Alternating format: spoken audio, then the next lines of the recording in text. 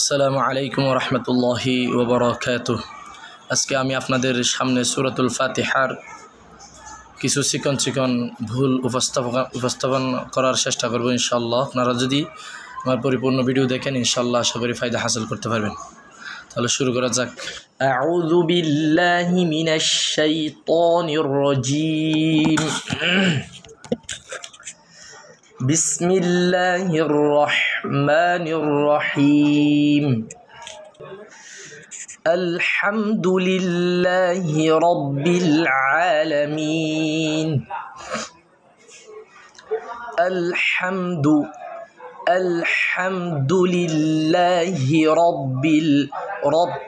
রাব্বিল আলামিন। আর-রহমানির রহিম।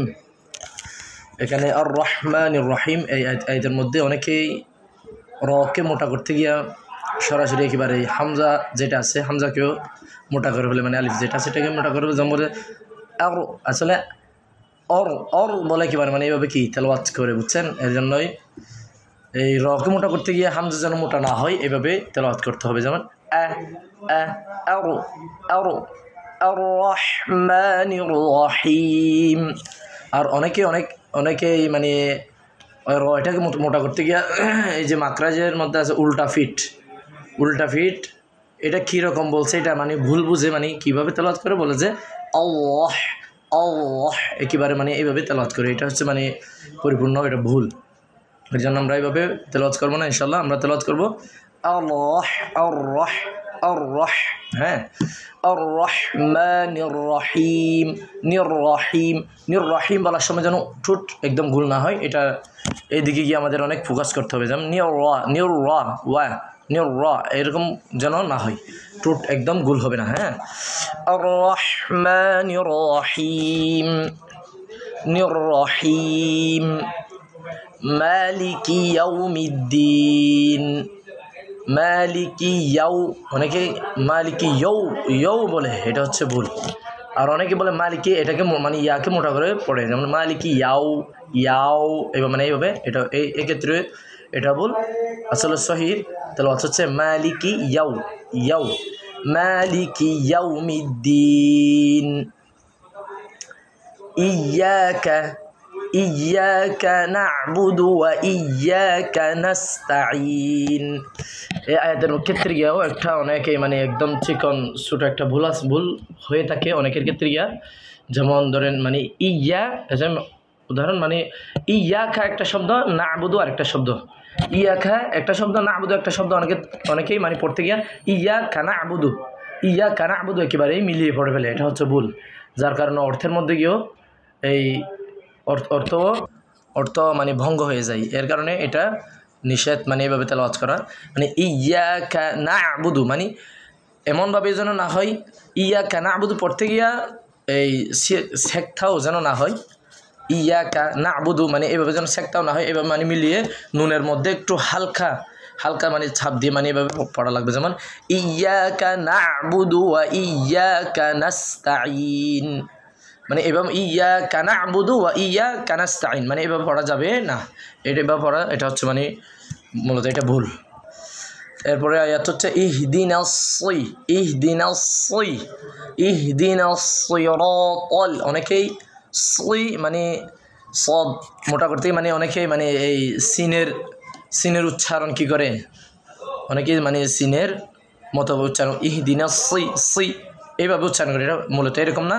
ইহদিনাস সিরাতাল। আরেকটা কথা হচ্ছে তর ক্ষেত্রে গিয়া অনেকে তর মধ্যেও ঠোঁট গোল করে, এটা হচ্ছে পরিপূর্ণ ভুল। তর মধ্যে হ্যাঁ ত মোটা হবে ঠিকই, কিন্তু ঠোঁট মোটা হরফ যা আছে এই যেগুলো ঠোঁটের হরফ ছাড়া কোনো হরফের মধ্যে ঠোঁট গুল হবে না, শুধুমাত্র ঠোঁটের হরফ যা আছে এই হরফগুলোর মধ্যে কী হবে, ঠোঁট গুল হবে। মোটা হরফ মোটা করতে গিয়া ঠোঁটকে গুল করা এটা হচ্ছে ভুল। ঠোঁটকে গুল করা তাও হচ্ছে মানে আপনার আওয়াজকে মোটা করবেন, যে ঠোঁটকে গুল করে কী করা যাবে না, মানে উচ্চারণ করা যাবে না। যেমন অনেকে পড়ে তল মোটা করতে গিয়ে মানে সাথে এখানে ওয়ার মানে কিছু কি মানে ওয়ার উচ্চারণ চলে আসে এখানে সিরাত ত এইভাবে পড়লে মানে এটা ভুল। এজন্য ওয়াও হচ্ছে মানে পাতলা হরুফ, বুঝছেন? এখানে ওয়াও একদম কি হবে না, সিরাতর মধ্যে আর মোটা হরফের মধ্যে টুট একদম গুল হবে না, টুট স্বাভাবিক থাকবে। সিরাতাল মুস্তাকিম, ইহদিনাস সিরাতাল মুস্তাকিম, সিরাতাল্লাযীনা তাল্লাযীনা তাল, অনেকে বলে তাল্লাযীনা, ভুল, এটা ভুল। সিরাতাল্লাযীনা আন'আমতা আলাইহিম, আন'আমতা আলাইহিম, অনেকে হিম নাকে দেয়, অনেকে আলাইহিম হিম নাকে দিয়ে পড়ে, এটাও ভুল, আমরা নাকে দিব না। সিরাতাল্লাযীনা আন'আমতা আলাইহিম, হিম হিম, গায়রিল মাগদুবি আলাইহিম, গায়রিল অনেকেই এই মাগদু এটা পড়তে গিয়া একেবারেই ঠোঁট গোল করে ফেলে, মাগদু মানে একেবারে এভাবে ঠোঁট গোল করে। আর অনেকেই গইন উচ্চারণের সময় সুজা মানে খর মাত্রাজে গিয়া কি করে, মানে এই ঠোঁটকে খর মাত্রাজে গিয়া গইন উচ্চারণ করে, এটাও ভুল। এরকম যেন না হয়, মানে গায়রিল ঠোঁট গোল হবে না, একদম ঠোঁট গোল হবে না। গায়রিল মাগদুবি আলাইহিম, দুবি আলাইহিম, ওয়ালাদ-দাল্লিন, মানে এটাও ভুল হবে। ওয়া মূলত ওয়াও হচ্ছে পাতলা হরুফ, বুঝছেন?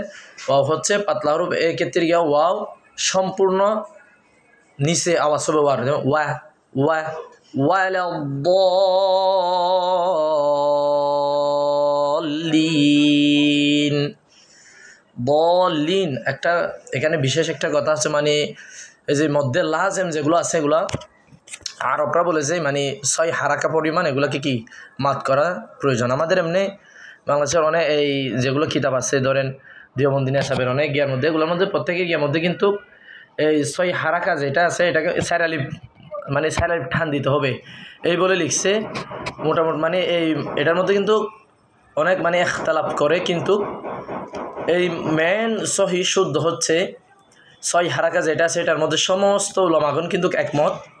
কারণ এটা আমরা আরব এই আজম যারা আছি, মানে আরব না যারা আজম মানে যারা অনারবি, যারা আরবি জুবানের নয়, আরবি ভাষার নয়, তারা কিন্তু এই ভুলটা তাদের থেকে মানে এটা তাদের থেকে হয়েছে আর কি। মূলত 6 হারাকা এটা হচ্ছে মানে রাসূল সাল্লাল্লাহু আলাইহি সাল্লামের পর থেকে, মানে তখন এটা আরবি একজনের থেকে আরেকজন শিখে, আরেকজন থেকে, মানে তারা আরবি জুবানের যারা আছে, মূলত কোরআন শরীফ তা আরবি, তারা তো মানে হচ্ছে আরবি জুবানের যে এটা মানে 6 হারাকা, মানে সবাই এক মধ্যে 6 হারাকা পরিমাণ কি তার মধ্যে লাজেম যেগুলো আছে মধ্যে লাজেম এগুলো 6 হারাকা পরিমাণ টান দিতে হবে। আশা করি বুঝতে পারছেন। আসসালামু আলাইকুম ওয়া রাহমাতুল্লাহি ওয়া বারাকাতুহু।